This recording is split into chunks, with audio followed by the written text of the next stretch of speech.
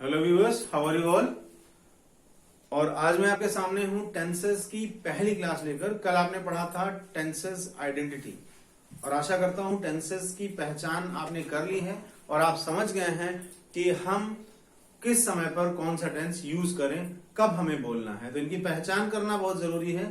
अब बारी है हम अलग अलग टेंसेस को पढ़ें और आज का हमारा जो डे 14 है वो लेकर के आया है प्रेजेंट इंडेफिनिट टेंस।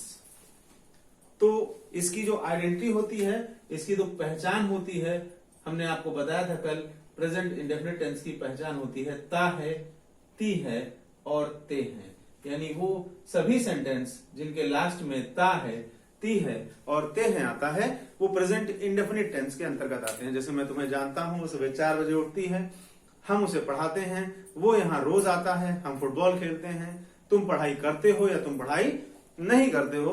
ये सारे सेंटेंसेस प्रेजेंट इंडेफिनिट टेंस में आते हैं। और सबसे ज्यादा बोला जाने वाला वाक्य, सबसे ज्यादा सरल वाक्य और सबसे ज्यादा गलती वाला वाक्य भी प्रेजेंट इंडेफिनिट टेंस है। आइए पहला सेंटेंस शुरू करते हैं। वह मुझे जानती है।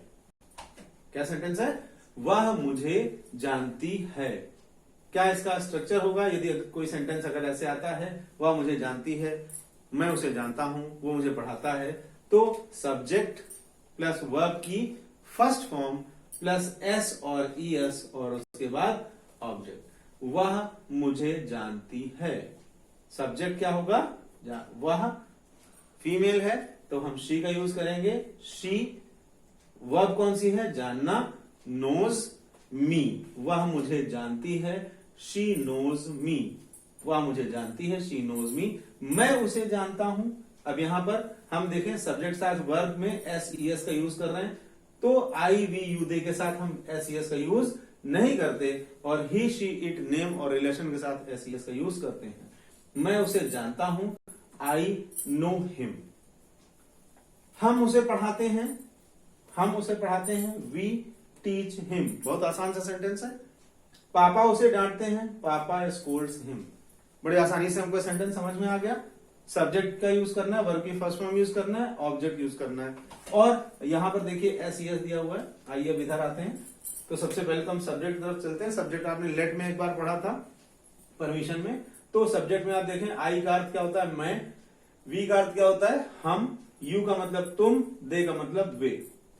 इसी के साथ ही, वह, ये सब्जेक्ट के रूप में यूज होते हैं। शी, वह फॉर, ही फॉर मेल्स और she for females, it for non living things.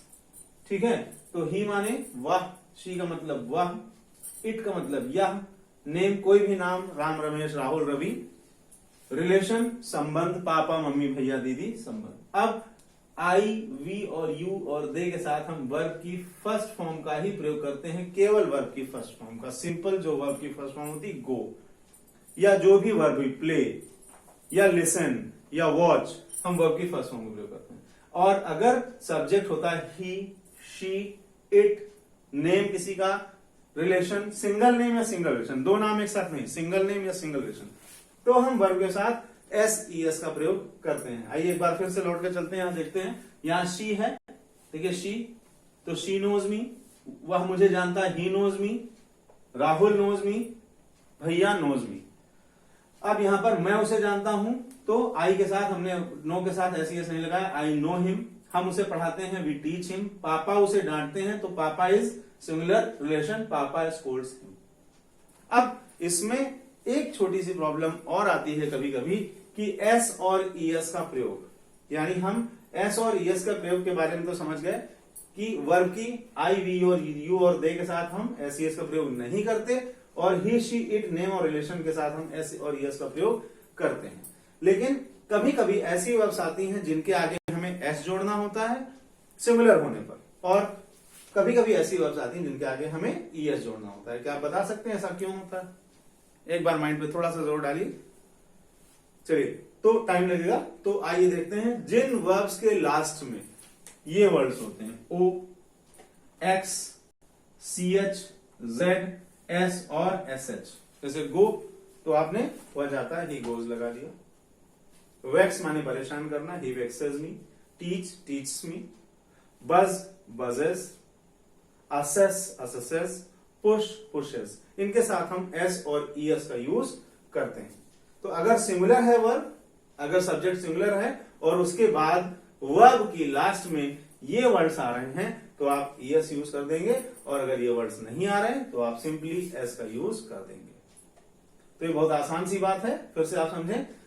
अगर सब्जेक्ट सिमिलर है यानी ही, शी, इट, नेम और रिलेशन में से है, और वर्ब इसके साथ जो यूज हुई, जैसे वो जाता है तो ही गोज, तो गो के साथ में es लगाएंगे। वैक्स, ch, z, s और sh लास्ट में आएगा वर्ब के, तो हम वहां पर हम es का प्रयोग करेंगे। आइए थोड़ी सी प्रैक्टिस कर लेते हैं। मैं उसे पढ़ाती हूं, क्या ट्रांसलेशन होगा इसका? मैं उसे पढ़ाती हूं, आई टीच यू। मम्मी हमें समझाती हैं, मम्मी कन्विंसेस अस। वे मुझे जानते हैं, क्या ट्रांसलेशन होगा? वे की इंग्लिश क्या होगी? दे। नो मी, किसे जानते हैं? मुझे। हम उसके घर जाते हैं, we go to his house, उसके घर जाते हैं, we go to his house. वह सुबह 4 बजे उठती है, वह फीमेल है। She arises at 4 o'clock in the morning, वह सुबह 4 बजे उठती है।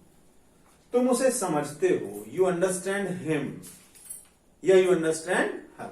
तो बड़े सिंपल से सेंटेंसेस हैं, इनका हम अगर यूज करें, इनको अगर हम देखें तो बहुत आसानी से हम इनका प्रयोग प्रेजेंट इंडेफिनिट टेंस का कर सकते हैं। अब इसके साथ हम एक एक्सरसाइज आपकी जोड़ रहे हैं, और वो एक्सरसाइज ये है कि आज जब आप प्रेजेंट इंडेफिनिट टेंस को पढ़ लीजिए तो सुबह से शाम तक आप जो भी काम करते हैं वो लिख डालिए। जैसे मैं सुबह 5 बजे उठता हूं, फिर मैं फ्रेश होता हूं, उसके बाद मैं टहलने जाता हूं, फिर मैं पढ़ाई करता हूं।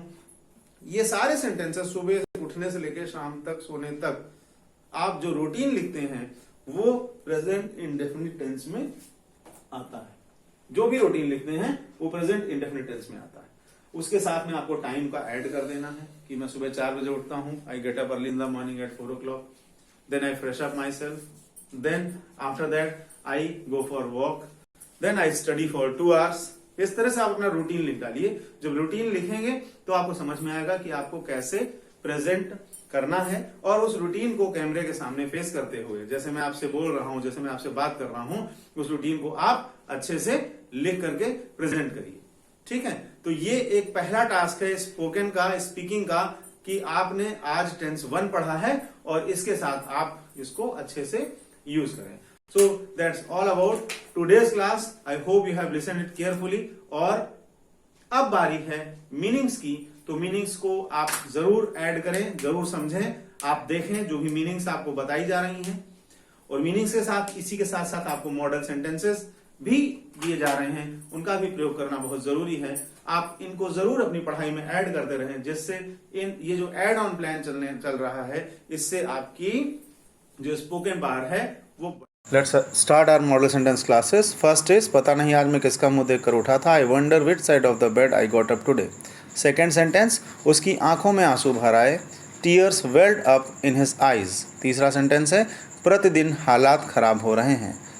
Things are going wrong day by day.